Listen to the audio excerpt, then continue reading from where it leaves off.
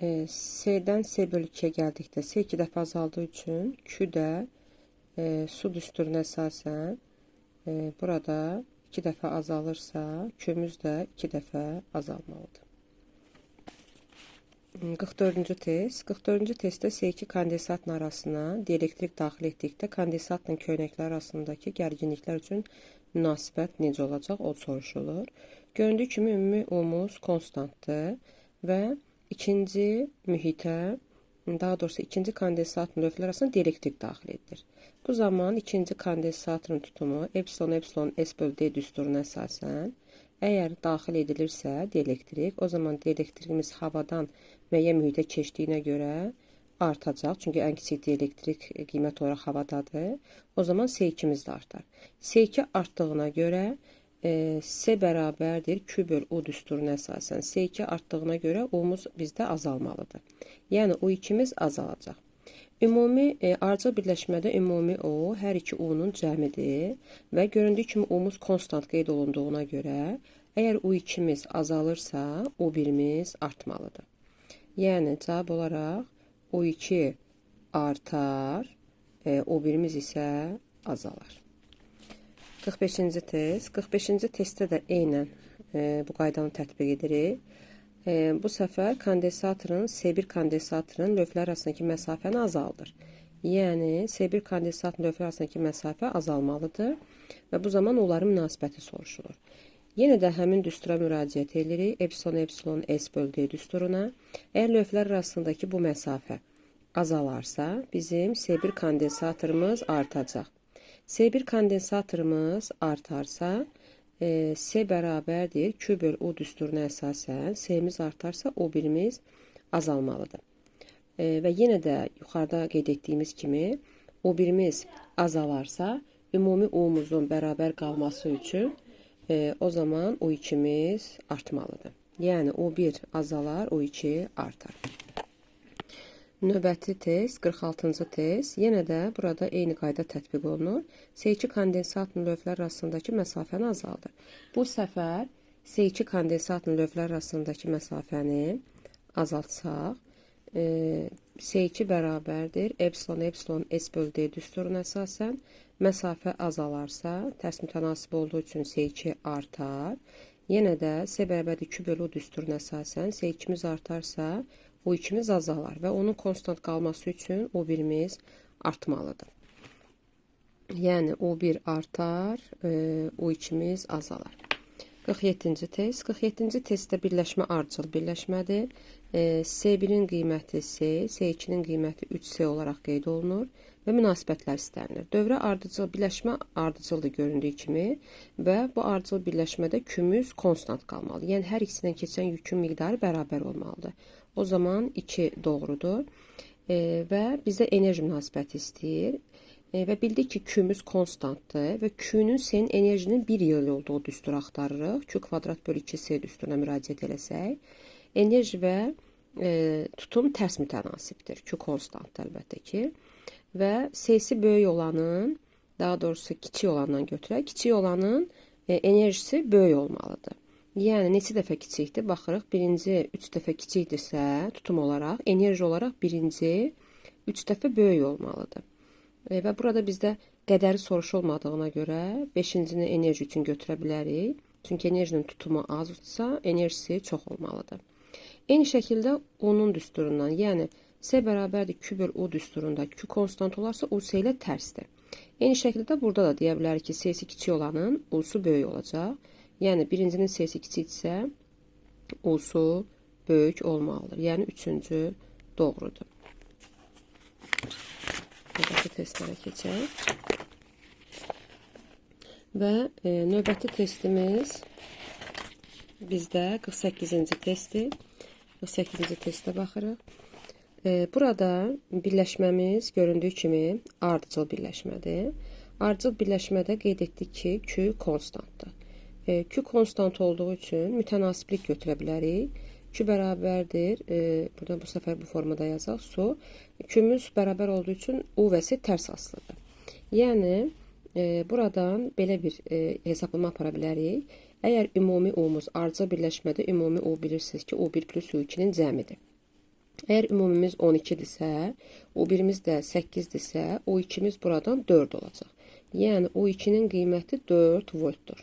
Artıq fikir versəniz, onları tapdıq və bir-birlə tərs asılı olduğu üçün əgər ikincinin U'su, baxın, 8-dən 4-ə düşürsə 2 dəfə kiçikdir. 2 dəfə kiçikdirsə, tutumu 2 dəfə böyük olmalıdır. Yəni tutumu 8 mikrofarad olacaq. Yəni təkrar edirəm, onlar bir-birinin 2 dəfə kiçikdirsə, seylər bir o qədər dəfə böyük olur. Çünki tərs asılıdır o seydən. Artıq biz tapdıq ki, ikinci kondensatın elektrik tutumu 8 mikrofaraddır. 49-cu testə baxırıq. 49-cu testdə göründüyü kimi S1 kondensatoru S2 və S3-ə paralel deyil, ardıcıl birləşib. Baxın, bu hissə S2 və S3 bir-birinə paralel birləşib. Amma S1 bu hissəyə ümumi hal kimi baxsaq, ardıcıl birləşib. Və ardıcıl birləşmədə bilirik ki, bu hissədən keçən yük, bu hissədən keçən yükə bərabərdir. O zaman bu gəlib, buradakı gələn yük iki hissəyə bölündüyünə görə Q1-in yükü Q2 və Q3-ün yükünə bərabərdir. Və Q də yuxarıda qeyd etdiyimiz kimi su düsturuna əsasən Q1-in yerinə S1U1 yazıram, bərabərdir. Q2-nin yerinə S2U plus S3U. Fikir versəniz, burada U'ları fərqləndirmədim. Çünki paralel birləşmədə U'lar bir-birinə bərabərdir. Yəni, eyni qiymət alırlar. Və mənə də S1 kondensatın köynək arasındakı gərginliyi 20 verir. Tutumunu da S verir. Yəni, 20 vurulsun S yaza bilərik. Bərabərdir. S2 2S'dir, S3 3S'dir. Yəni, onları da mötərəzə xaricinə çıxartsaq, bunları toplasaq 5S olacaq. Hər tərəfdən S-ni atsaq, o nəyə bərabər olur? 20-ni 5-ə bölsək, 4 volta bərabər olur. Belə çıxır ki, S3 kondensatın köylər arasındakı gərginlik 4 voltdur. Eyni şəkildə də paralel olduğu üçün S2-də də 4 volt olacaq. 50-ci testə baxırıq. 50-ci testdə S1 və S2 kondensatla bir-birinə ardıcıl qoşulmuşdur və hər birinə voltmetr qoşulur və gərginliyinin qiymətini göstərir. Ümumi voltmetrdə hər ikisinə paralel qoşulmuşdur göründüyü kimi və biz ardıcıl birləşmədə qeyd etmişdik ki, ümumi gərginlik birinci və ikinci kondensatın gərginlikləri cəminə bərabərdir. Və digər tərəfdən bizə qeyd edilir ki, birinci kondensatın köynək arasında dielektrik daxil edirik. Baxın, bura bir dielektrik daxil edirik. Və qeyd etmişdik ki, epsilon 0 S bölü D düsturuna əsasən. Biz ora dielektrik daxil etdikdə havadan müəyyən mühitə keçdiyimizə görə epsilon artır və tutum da artır. Yəni, S1-imiz artacaq. Lakin biz S2-də heç bir dəyişiklik, nə dielektrik nüfuzluğu, yəni nə bura mühit yaratmamışıq, nə sahəsində, nə məsafədə heç bir dəyişiklik etməmişik. Yəni S2-miz dəyişməz. Digər tərəfdən biz qeyd etmişdik ki, növbət testdə S bərabərdir, öncəki testdə daha doğrusu Q bölü U düsturunda. Əgər bizim S-miz, baxın burada artmışdı. S artarsa, U azalmalıdır. Yəni, U1-in göstərişi azalacaq. Əgər U1-in göstərişi azalırsa, onun konstant qalması üçün U2 artmalıdır. U2 artar və biz burada artıq qeyd edə bilərik ki, nələrin qiyməti artır, nələr azalır. Baxaq, artara, əlbəttə S1 və U2 artır. U2 B və S1 artır. Birinci kondensat elektrik tutumu B-dir, bura qeyd edirik. Sonra azalara baxaq. Azalarda O1 voltmetrinin göstərişi, baxın, A bura gedir. Sabit qalar S2 ikinci kondensatörün Y və bir də biz axı ümumi dövrədəki gərginlik dəyişməz götürdük. Yəni O'muz da neynəməz dəyişməz. Və voltmetrin göstərişi. Burada C-yə qeyd edə bilərik. Eyni şəkildə 51-ci testdə bu formadadır. Demək, burada sabit gərgin mənbəyinə qoşulmuş kondensatın ikinci köynəyin arasında dielektrik daxil eləyir. Baxın, burada dielektrik daxil etdikdə S bərabərdir epsilon 0 S bölü D düsturuna əsasən dielektrik daxil ediriksə, ikincinin köynəklər arasına artarsa, tutum da artar. Yəni S2-miz artdı. Baxın, S2 artdı.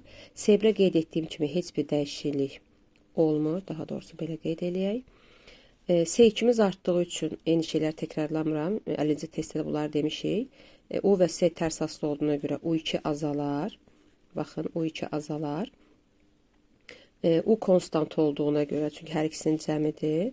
U1 artar. Amma U-muz dəyişməz. Və bunları artıq özünüz orada qeyd eləyə bilərsiniz.